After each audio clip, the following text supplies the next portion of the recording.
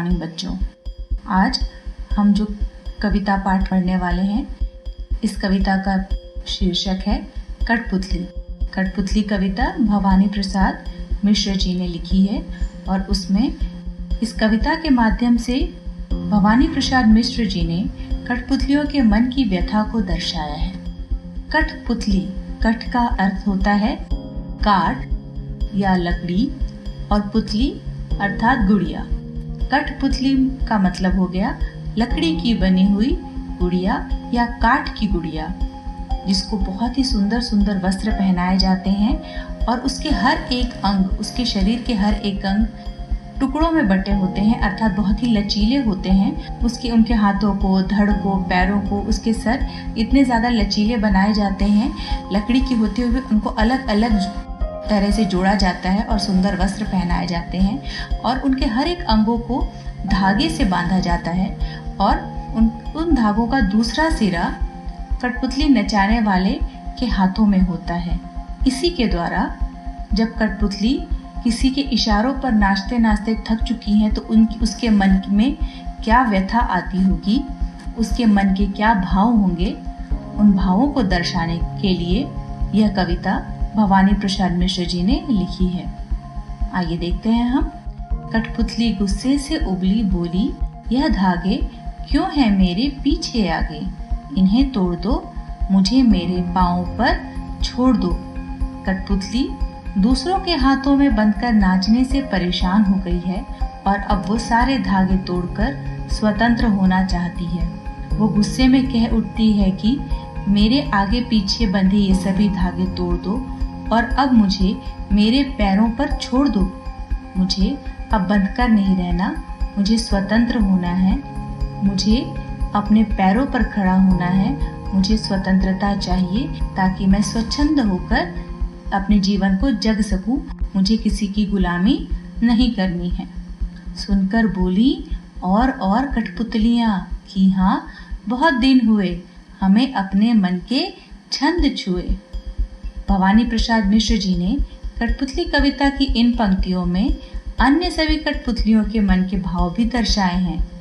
पहली कठपुतली के मुंह से स्वतंत्र होने की बात सुनकर अन्य कठपुतलियां भी उससे कहती हैं कि हाँ, हमें भी स्वतंत्र होना है, हमें भी अपने पैरों पर चलना है।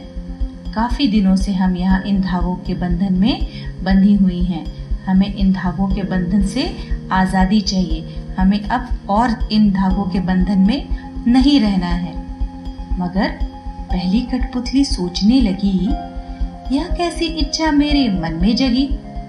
कठपुतली कविता की अंतिम पंक्तियों में भवानी प्रसाद मिश्र जी ने पहली कठपुतली के मन के असमंजस के भावों को दिखाया है, अर्थात वो एकदम से कंफ्यूज हो गई कि जब बाकी सभी कठपुतलियां पहली कठपुतली की स्वतंत्र होने की बात का समर्थन करती हैं, तो पहली कठपुतली सोच में पड़ जाती है कि क्या वो सही कर रही है, क्या वो इन सबकी स्वतंत्रता की जिम्मेदारी अपने ऊपर ले पाएगी, क्या अगर उसके साथ साथ वो सब स्वतंत्र हो जाते हैं तो सबकी जिम्मेदारी वो उठा सकती है।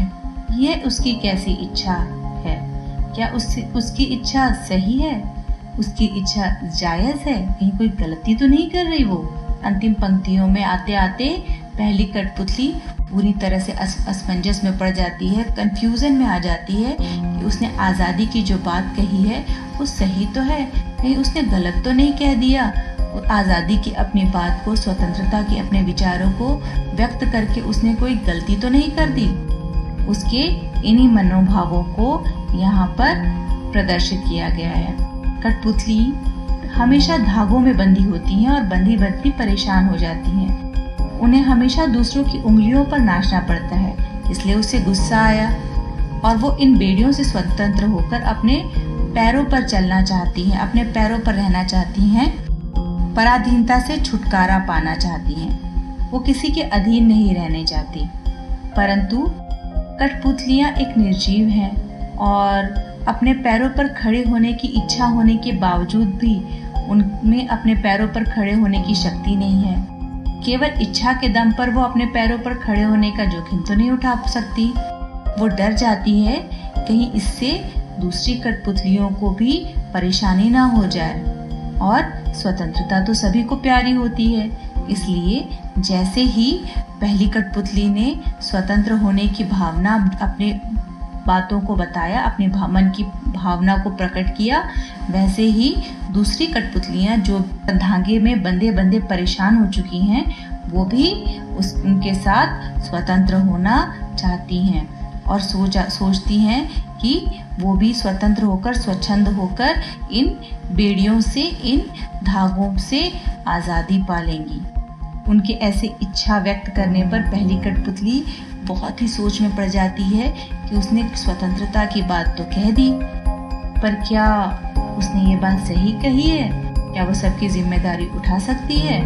और वो कंफ्यूज हो जाती है, वो बहुत ही असमंजस में पड़ जाती है। इन्हीं सब भावों को इस कविता के माध्यम